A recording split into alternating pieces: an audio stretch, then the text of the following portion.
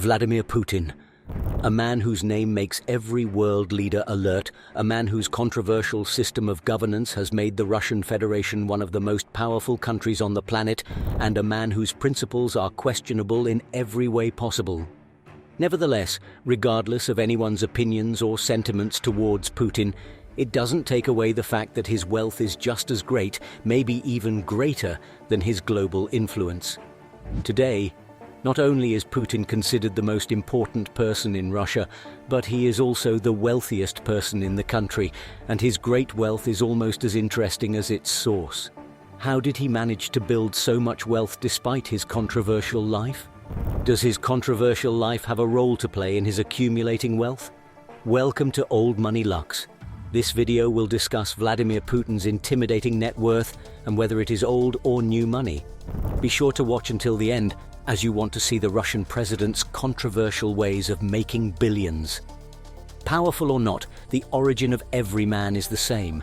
Putin might be known worldwide as a tyrant, but he was once a young, innocent child.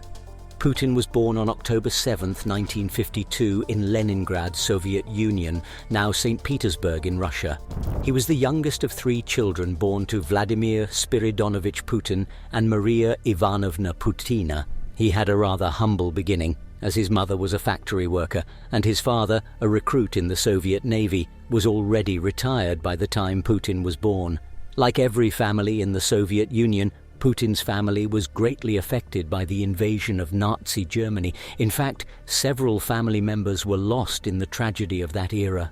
Growing up during a hard time with a problematic military father and losing several family members to war naturally shaped Putin into a complex young man.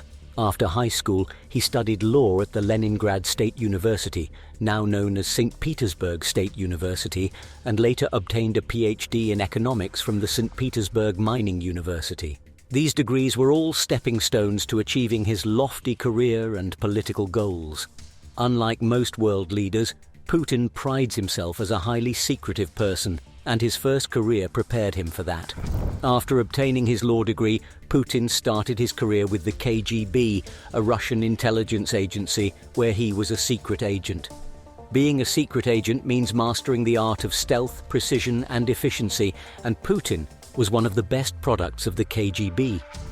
Throughout his career as an agent, he traveled all across the world, posing with different false identities, and after serving in the agency for over a decade, he decided to take a step back from being a spy to pursue a career in politics. Very quickly, Putin climbed up the political ladder.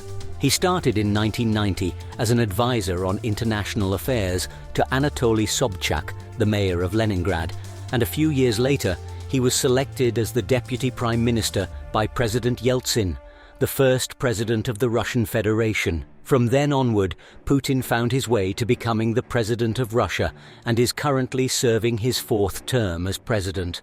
All these career achievements have provided the perfect platform to build wealth. Not only is he the wealthiest person in the country, but the Russian president has successfully created an old money bank for his entire family. Vladimir Putin's net worth has been a debate topic for several years.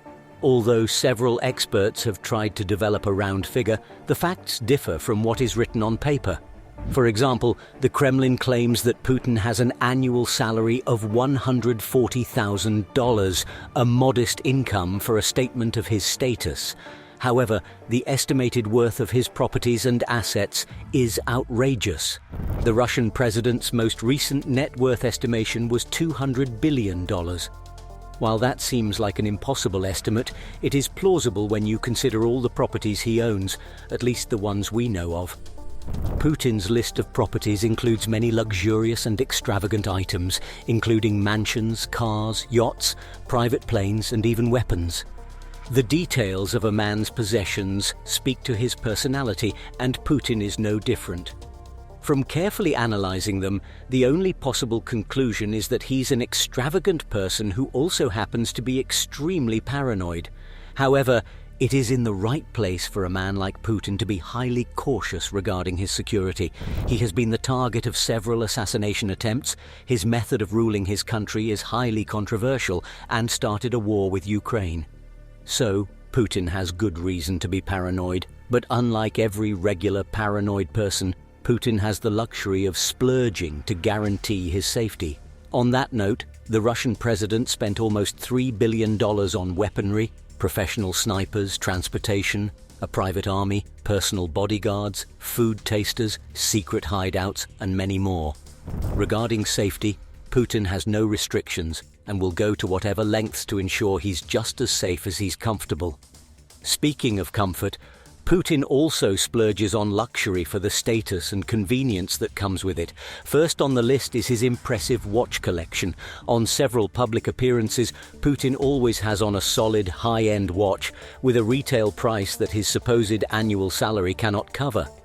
For example, he has been pictured wearing a perpetual calendar watch by Patek Philippe worth $60,000. Another fancy watch in his collection is a $500,000 A. Lange and Söhne tubograph, missing from the shopping list of someone who makes a little over $100,000 annually. Another of Putin's gorgeous possessions is a magnificent mansion on a cliff overlooking the Black Sea. This mansion spans 190,000 square feet, making it the largest property in the country and fit for Putin's hideout. It features a marble swimming pool lined with statues of Greek gods, spas with traditional hammams, a musical parlor, dressing rooms for members of staff, an amphitheater, a state-of-the-art ice hockey rink, a standard casino, a nightclub equipped with stripper poles, a bar showcasing more than $100,000 worth of wine and a vast selection of alcoholic drinks, an underground tasting room overlooking the water, a 27,000 square foot guest house, and so much more. And this is just one of 20 mansions owned by the Russian president. In addition to owning multi-million-dollar homes, Putin has a fleet of ships at his disposal. He owns at least 3 super yachts, which amount to $500 million at the very least. Each of them is packed with luxurious amenities. However, they are not just a show of wealth. They are also fortified with formidable security features, just what you'd expect of a vehicle owned by a world leader who's highly security conscious. Another one of Putin's most lavish transport vehicles is his $600 million plane, dubbed the Flying Kremlin. This Ilyushin Il-96-300 PU is fortified with elite features, including a fully equipped gym, queen-size bed, classic gold, wood and leather furniture, and exquisite Russian art in every corner of the plane, in case the president feels homesick mid-flight. The aircraft also contains a secret escape capsule through which Putin can exit safely if a life-threatening incident occurs while the plane is in motion. While these are all possessions to brag about, the Kremlin often denies ownership of some properties like mansions and cars, mainly because they have extravagant prices that do not match the president's supposed annual salary. Nevertheless, no matter how often these facts are denied, it must make the Kremlin's claims more believable. Think about it. Who else in Russia is powerful enough to own lavish properties fully guarded by Russia's Federal Security Service and have a no-fly zone over them? Who else in Russia would spend hundreds of millions on fortifying a transport vehicle with different kinds of machines and weapons? Now that the facts have been presented, it is time to decide whether Putin belongs with the old money elites or the new money folks. There are a few yardsticks to judge this by, but the most important is the condition of Putin's upbringing. The Russian president wasn't born into a family with stacks of generational riches or a prominent family name. However, he has quickly turned things around for himself and future generations. In one lifetime, Vladimir Putin has secured a net worth of hundreds of billions, which is curious because it is virtually impossible to build such a fortune from a political career. There are several speculations on the source of Putin's wealth, but the theory which holds the most water is based on corruption. Most of his wealth allegedly stems from striking deals with some of the wealthiest businessmen in Russia, also known as the oligarchs.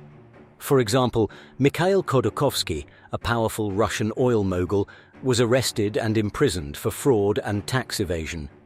His assets and fortune were frozen until Putin allegedly made him a deal. An American researcher, Bill Browder, covered the story. And when asked about the subject, Browder said, "The deal was, you give me 50% of your wealth, and I'll let you keep the other 50%. If you don't, I'll take 100% of your wealth and throw you in jail.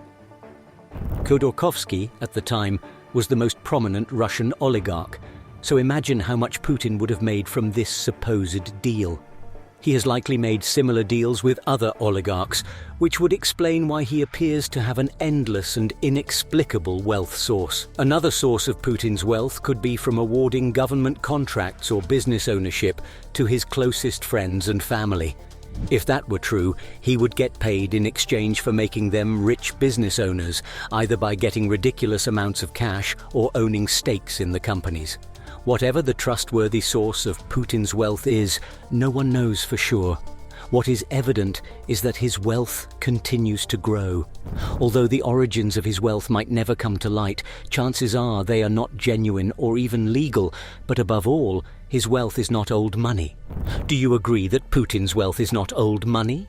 Let us know what you think in the comments below.